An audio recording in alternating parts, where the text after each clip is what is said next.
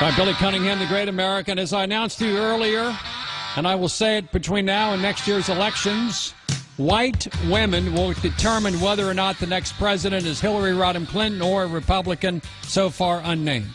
White women. Blacks are going to vote 95%, Hispanics 70%. White men are going to oppose Hillary Clinton with everything in their quiver, everything that we have. Every time I look at her, I think about a hated ex-mother-in-law or an ex-wife wanting more child support and alimony payments. Every time a man looks at Hillary Clinton, they got bad feelings. White women will control what happens to this country starting over the next several months and into next November. A woman that has perspective on this and so much more is Debbie Georgatos, who's with Fox News Radio political analyst. And Debbie Georgatos, welcome again to the Bill Cunningham Show. Debbie, how are you? I'm very well. Thanks for having me. Since you are one of them, talk to me about white women, because the electorate is chopped up into like 11 categories. And most white guys like me look at Hillary Clinton, and there's no way we could ever support someone like that for all kinds of reasons. Tell me how important white women are to the election of Hillary Clinton. They are just, you cannot overstate the importance of the white women's vote. And, you know, it's interesting.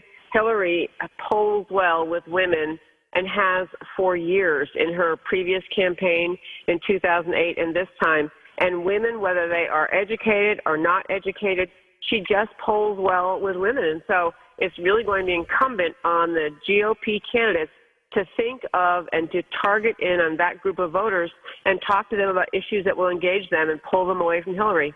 Because she speaks on issues that many white single females love to talk about, which is expansion of Medicare or Medicaid, free babysitting services. She talks about free health care. She talks about the expansion of federal government programs. She thinks abortion is a sacrament.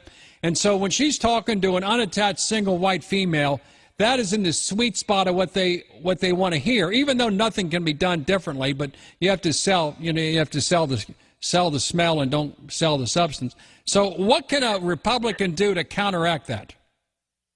You know, I think Billy, you are hitting the nail right in the head. I do think, though, there are several issues the GOP could focus on to bring some of those people back to a conservative vote.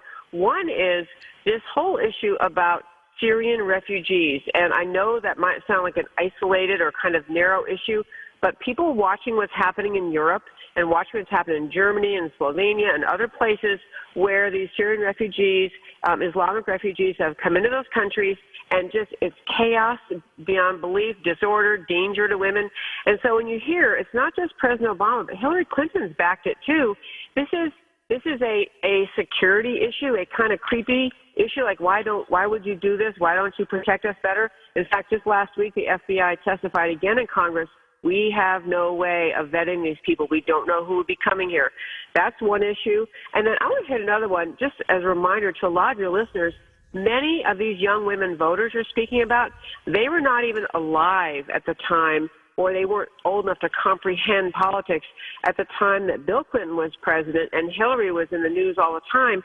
And those young ladies need to know a little bit about how Hillary treated the women who her husband got involved with, who he was overly aggressive with.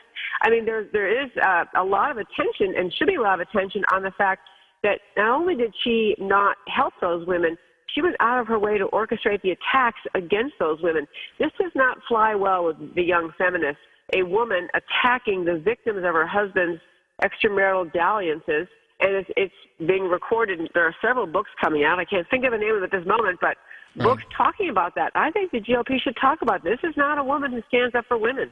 In fact, Hillary Clinton orchestrated a well-known campaign to physically, emotionally, financially destroy women that her husband sexually molested, including Juanita Broderick, and Paula Corbin Jones was paid $850,000 because Hillary negotiated the deal. Kathleen Willey was sexually molested by the president in the Oval Office, who was seeking work. He's got a 35 to 40-year history of not consensual sex. It is one thing to say Monica Lewinsky. Well, Of course, Hillary orchestrated the cyber campaign to destroy Monica Lewinsky because she had the temerity to give her husband oral sex in the Oval Office. He turned the Oval Office into the oral office, and she orchestrated the destruction of Monica Lewinsky. But there were dozens of other women who were forced to have sex with Clinton against their wills, and I have a long list of them. And these women have largely remained silent. Names like Eileen Wellstone, names like Carolyn Moffett, Elizabeth Ward, former Miss America, Paula Corbin Jones, Sandra Allen James, Christy Zurcher. These are numerous women who were sexually molested by the Bill Cosby of American politics. And who was the one person who made all that possible? And that was Hillary Clinton. She was the one that paid them off, and she was the one that had the Now Gang keep quiet, and she was the one that orchestrated payoffs to the victims of Bill Clinton's sexual molestations. How many young women know about that? Exactly right. And, you know, I love the list you just read, because there are many more victims of Bill Clinton's behavior than just the famous ones. And the thing is, Hillary, I believe she was the one that came up with the term, calling it, she was head of the Bimbo Eruption Squad. She was essentially going to be the one in charge of silencing these people. And it wasn't, I mean, paying them off is bad enough, but there were threatening things done, phone calls to your house late at night to some of these women complaining about Bill Clinton, saying, we know where your kids go to school, killing a cat and leaving it on the front porch. These are things that young voters who think they're feminists are all excited about a woman president.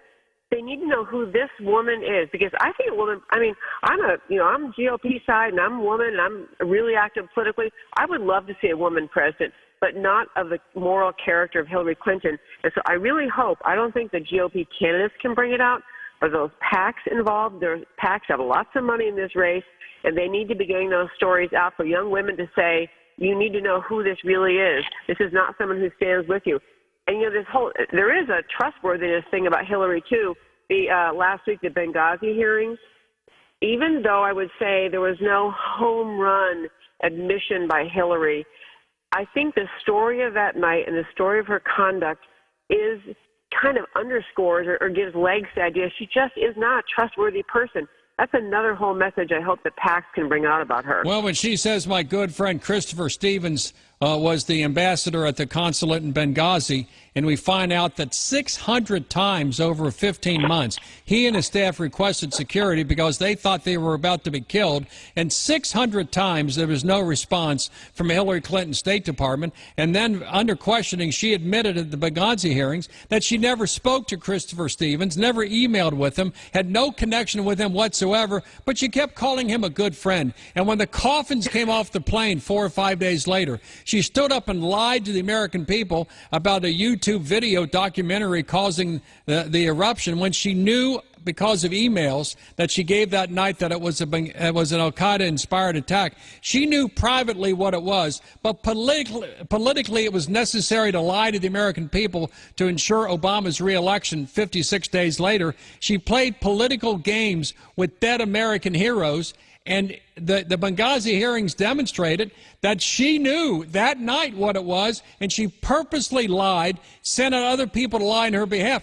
They lie so much they can't keep the truth straight. The Clintons lie. Well, one is a creep, and the other one's a crook. And we're going to elect that couple to run the country again? Are you kidding me? You know, I could not agree more. She did, in that Benghazi hearing, she did say, or she acknowledged, that she had emailed her own daughter either that very night or the next morning, saying, Chelsea, saying to her, yes, you touched on a moment ago, which is immigration, uncontrolled immigration, taking away the jobs of their grown children, their grandchildren, the grandchildren coming out of college. If you start to really be honest with the American, and you're able to say in a very persuasive and loving way, it's okay for a country to adopt economic policy that takes care of our people, that takes care of our children, your grandchildren. Jobs need to be there for them. We can't have out of control, no borders, and massive amnesty and have jobs for the American people. I think that's a winning argument for this older niche of women I'm talking about. And Debbie, they have to go over the top. Walks into Loretta Lynch's office and lays out in binders all the crimes committed by Hillary Clinton and Bill Clinton. Do you think Loretta Lynch is going to go to Obama and say, look what we got here, Mr. President. We have these crimes against Bill Clinton. We have these crimes against Hillary Clinton. Do you think we should indict him? What do you think Obama's going to say? Hell no, we're not going to indict him. Are you kidding me? Right. I will say, if you recall, I'm sure that the day before Hillary's Benghazi testimony was the day that Joe Biden announced he's not running. And I will say, if Joe Biden were running, if he decided to jump in, then I think it's possible Obama's answer back to Loretta Lynch would be, yes, let's go for it. I think that there's no love lost between the Clintons and the Obamas, and if he had somewhere else to go with his political energy, if he could have knocked Hillary out with the Loretta Lynch indictments, he would have done it if he had Biden to turn to. But now that Biden's out, there's no other serious player on their side that they can get behind. So, yeah, President Obama is going to say, Loretta, you know what? Put those in a circular file. We're moving on. We're moving on, and let's win the presidency. And guess what? You won't be in trouble. Holder won't be in trouble. The Clintons are free. I can roll around the globe and collect $10 million a speech and build my library in Chicago. Life's good. Debbie Georgatos, what is your website, if any, if the American people need more information? LadiesCanWeTalk.org is my book, and my book is Ladies Can We Talk. The website's LadiesCanWeTalk.org. With a great Facebook page. Come visit us. Well, Debbie, it's going to be up to you, white women, to elect her or not. It's up to you. We're doing everything I am doing everything I can think of to prevent that. Be a God-fearing, normal American, and abortion is not a sacrament, okay? Amen to that. Debbie, yes. Debbie, thank you very much. Thank you, Bill. Thanks for having me.